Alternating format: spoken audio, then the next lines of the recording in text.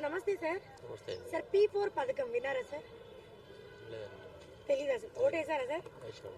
ఓటేసారు. పథకాలు ఏమైనా తీసుకుంటున్నారా? మాకేం రాలేదండి. రాలేదు. అసలు P4 వినికిడిలోకి రాలేదు. P4 పథకం ఎప్పుడైనా విన్నారా? లేదండి, అసలు ఐడియా లేదు. అసలు ఐడియా లేదు. ఓటేసారా సార్? ఓటేసామండి. మరి ఏ పథకాలు రావట్లేదా మీకు? పథకాలు ప్రస్తుతానికి ఏం లేదు. గ్యాస్లో వస్తున్నాయి. గ్యాస్ సిలిండర్ వచ్చాయి. గ్యాస్ సిలిండర్ వస్తుంది.